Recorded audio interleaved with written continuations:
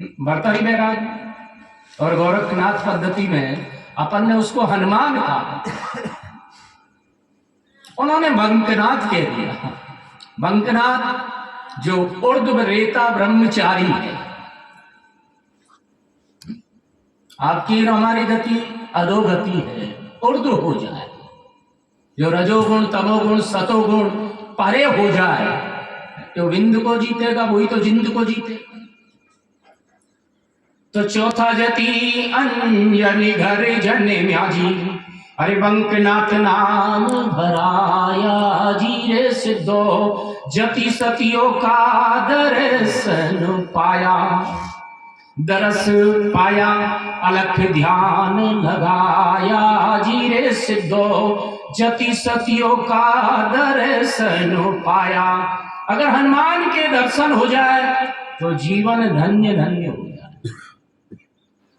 आपने देखा होगा श्री हनुमान जी महाराज जब लंका में जाते हैं तो पहली नारी कौन मिलती? सुरसा, दूसरी सिंगिका,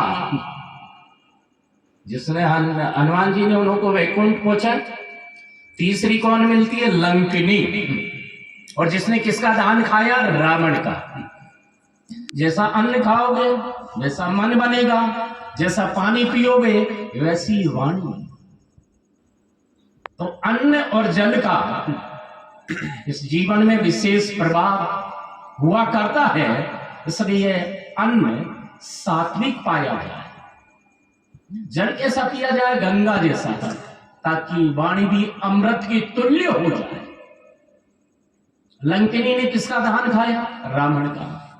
पानी खारा तो वाणी भी खारी है, खटास है कि नहीं? इधर हनुमान जी महाराज किसकी खोज में जा रहे? जनक दुलारी की, राम के दूत है। पर लंकिनी का दर्शन देखो, जिस रंग का आप और हम चश्मा लगाओगे जगत वैसा दिखेगा कि नहीं दिखेगा? लाल रंग का चश्मा लगाया तो जगत लाल है, हरे रंग का चश्मा लगाया तो जगत हरा दिखाई देगा। मतलब जैसी दृष्टि वैसी सृष्टि। हनुमान जी महाराज मसक समान रूप कपिधर, छोटे बनते हैं, और जैसे ही जाने लगा तो लंकिनी क्या कहती है कि जान नहीं मरम सट मोरा और मोरे आहार जहां लगी चोरा। हनुमान जी से क्या कहती है? सठ। और तुलसीदास जी कहते कि रे सठ माना ओ धूर्त मन राम भक्त। सठ तो आप और हम हैं। तो यहां कहा कि जाने नहीं मरम सठ मोरा, मेरे मरम को सठ तू जानता है कि नहीं जानता है? चोर मेरा भोजन। अब लंकिनी बिल्कुल विपरीत शब्दों का प्रयोग करती है कि नहीं करती है? दुनिया का सबसे बड़ा चोर कौन है? रावण, जो किसको चुरा के ले गया था?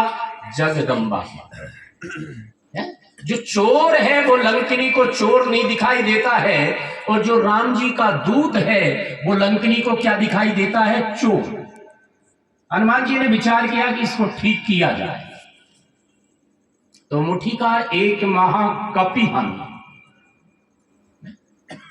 कोई सत्संग भी नहीं हुआ, छुआ है।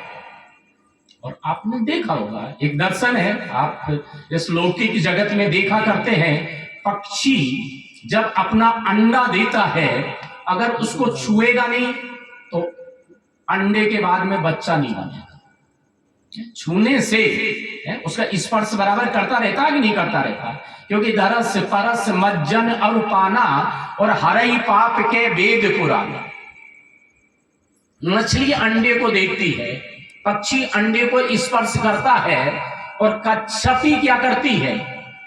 कच्छप और कच्छपी क्या करते हैं? समुद्र के तीर पे या नदी के किनारे अंडे को दिया करते हैं। अगर समुद्र की झाग होती है कि नहीं होती है, हजारों कोस दूरी पे चली जाए, उसकी सुरती में जितने अंडे हैं वो सब कच्छप बन जाएंगे। अगर एक आदि को भूल जाए तो वो मर जाएंगे। सुमरन किसके द्वारा किया जा रहा? सुरता के द्वारा। तो यहां हनुमान जी ने लंकिनी के मुक्का दिया, रावण का जो धान खाया था उसकी उल्टी होगी और बुद्धि सात्विकी की हुई। और लंकनी अब क्या देखती है? पहले चोर दिखाई दे रहा लंकनी को इन्हीं नेत्रों से, और सत्संग होने के बाद में लंकनी का पूरा दर्शन बदल गया। बड़े बहुमूल्य शब्द है, गौर करने वाली बात है कि तात मोरे अति पुण्य बहुता और देखो नयन राम कर दूता। मेरे इतने ज्यादा पुण्य है। और उत्तरकांड में पूज्यपाद गोस्वामी तुलसीदास जी कहते हैं कि पुण्य पुंज बिनु मिलई संत। बात भी ठीक है। और सत्संगति संस्कृति कर अंता, पुण्य का पुंज इकट्ठा होता है तभी तो जीवन में संत आते हैं। और जीवन में संत आ भी जाए उनकी बात सुने और जो वो शब्द बोले वो हृदय को छुए, और हृदय को जब शब्द छुएगा तो आप में हम में रूपांतरण हो जाएगा। क्योंकि भूमि पे जब बीज गिरता है, भूमि भी नम होनी चाहिए। पत्थर पे यदि बीज गिर जाएगा, बीज में कोई जीवन नहीं होएगा, वो मरेगा, मिटेगा, गलेगा, सड़ेगा, फिर किसी पेड़ को जन्म नहीं दे पाएगा, जीवन को जन्म नहीं दे पाएगा। इसी प्रकार यदि हृदय में शब्द चले जाए तो हमारा जीवन बदल जाए। जो अब हम है नहीं वो नहीं रहेंगे, क्योंकि जब मैं था तो हरि नहीं, और जब हरि था तो मैं नहीं। और प्रेम गली अति साकरी जामे दो न समाए। जो हमारे भीतर का जो रावण बैठा हुआ है, जो अहंकार बैठा हुआ है, वो मर जाएगा। इसलिए दुनिया में सबसे बड़ा क्या है? सत्य का संग। लंकनी कहने लगी तात मोरे अति पुण्य बहुता देखो नयन राम कर दूता। इन नेत्रों से मैं राम दूत के दर्शन कर रही हूं। और आगे लंकनी ने बहुत ही कीमती वचन बोले, जो हमारे हृदय में ये शब्द अगर चुभने लग जाए तो शायद हम बदल जाए। तात स्वर्ग अपवर्ग सुख धरिय तुला एक अंग तोड़न ताए सकल मिली जो सुख लव सत्संग। एक पलड़े में स्वर्ग का सुख, अपवर्ग मुक्ति का सुख, दूसरे पलड़े में लव मात्र का सत्संग। कहने का मतलब तप के द्वारा भी अहंकार, दान के द्वारा भी अहंकार, जप के द्वारा भी, जितने भी साधन किए जाते हैं कहीं न कहीं अहंकार की झलक होती है। और सत्संग के द्वारा अहंकार गिरता है। क्योंकि सत्संगति दुर्लभ संसारा निमिष दंड भरी एकम बाबा। आपने सुना है विश्वामित्र और वशिष्ठ का संवाद, बड़ा रोचक। विश्वामित्र के यहां श्री वशिष्ठ जी महाराज मेहमान हुए। विश्वामित्र ने भरपूर सेवा की, फिर विदा किया। 10,000 वर्ष का तप दिया। कितने का? 10,000 का विदा। फिर दोनों महापुरुषों का मिलन हुआ। वशिष्ठ जी ने अपनी कुटिया पे श्री विश्वामित्र को निमंत्रित किया।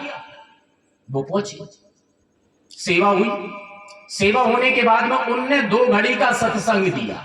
इसमें विदा में 1 घड़ी कितने की होती है? 24 मिनट की। 2 घड़ी कितने की होती है? 48 मिनट की। और मैंने सुना कि खटवांग राजा की भी 2 घड़ी में सदगति हुई, 24 मिनट। पूज्यपाद गोस्वामी तुलसीदास जी कहते हैं कि एक घड़ी आधी घड़ी तो आदि में पुनियाद, तुलसी संगत साधु की तो हरई कोटि अपराध। 1 घड़ी 24, आधा किया 12, फिर आधा 6, पुनियाद 3। अगर 3 मिनट भी सत्संग कर लिया जाए, अमूल्य परिवर्तन हो जाए, जीवन बदल जाए। महावीर तो और कीमती शब्द कहते हैं। संत महावीर किसको कहते हैं? जो जगा हुआ है। तुलसी भी उसी को कहते कि जान नहीं तबई जीव जब जागा, जब सब विषय विलास मिला तस्याम जागृति सही। दूसरे का 65। जगा हुआ साधु है।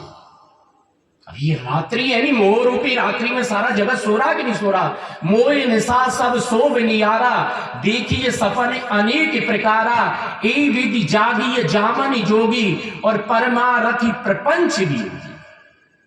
जब 2 घड़ी का सत्संग विदा में दिया तो विश्वामित्र क्रोधित हुए।